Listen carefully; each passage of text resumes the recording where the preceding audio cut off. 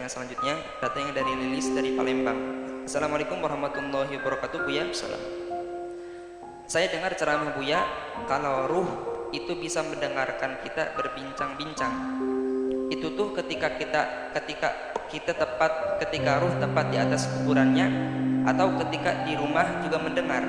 Soalnya kalau ternyata di rumah juga ruh itu bisa mendengar, saya akan amalkan membaca surat Yasin di rumah untuk menghibur atau mendoakan kakek nenek yang telah lama meninggal dunia.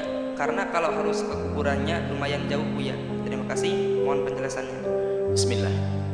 Masalah orang meninggal mendengar orang yang hidup ini hampir disepakati. Memang ada perbedaan. Sebagian mengatakan tidak mendengar. Tapi Nabi pernah menyeru waktu selesai perang Badar, dipanggil ya Abu Jahal, ya Abu Syaibah bin Utbah dan seterusnya.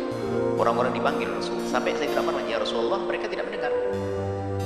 Mereka sudah mati, masa mendengar? Sampai Nabi menjawab, engkau tidak lebih mendengar dari mereka. Artinya mereka mendengar. Kemudian juga kita disunnahkan kalau ziarah kubur mengucapkan apa? Assalamualaikum. Berarti ini mengisyaratkan bahwasanya mereka mendengar. Mereka mendengar salam kita. Assalamualaikum ahlad diyar minal mu'minin wal mu'minat wal muslimin wal muslimat wa inna insyaallah bikum lahiqun. Nas'alullaha wa lakumul afiyata. Nas'alullaha lana wa lakumul afiyata. Hadis sahih.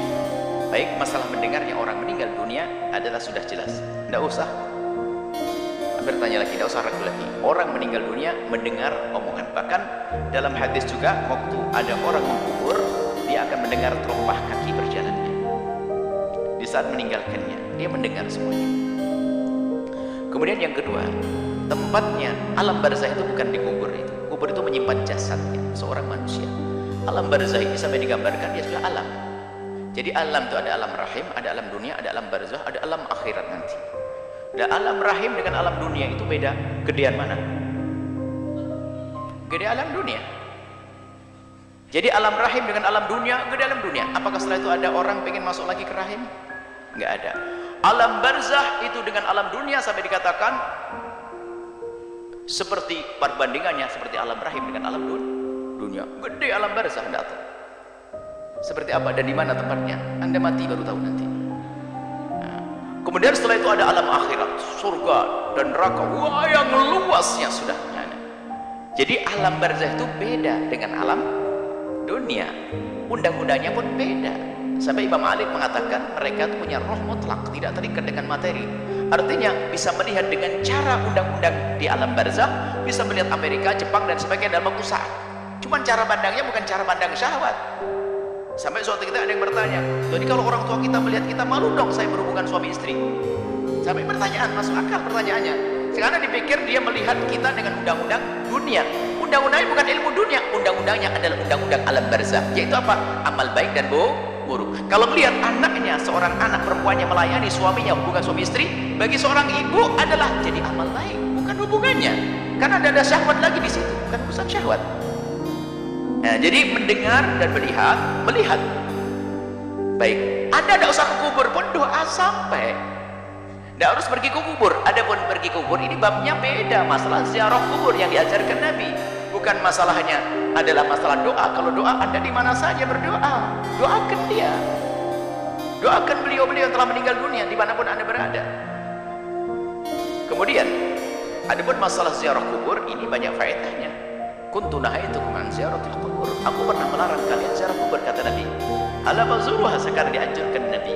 Ziarahlah kubur kalian, fa innaha tudzakirukumul maut wa tudzakirukumul akhirata.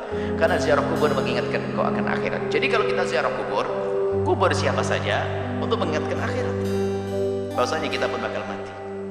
Semakin hari kita semakin dekat dengan ini liang. Agar kita sadar untuk semakin giat dalam beribadah, memanfaatkan waktu yang tersisa, memanfaatkan hembusan nafas yang masih ada, menjauhi kemaksiatan. Kemudian setelah itu apa? Mendoakan juga, mendoakan di tempat yang jauh nyampe, dekat juga nyampe. Jangan sampai ziarah kubur hanya melihat tok, tidak berdoa. Keterlaluan bener Anda itu.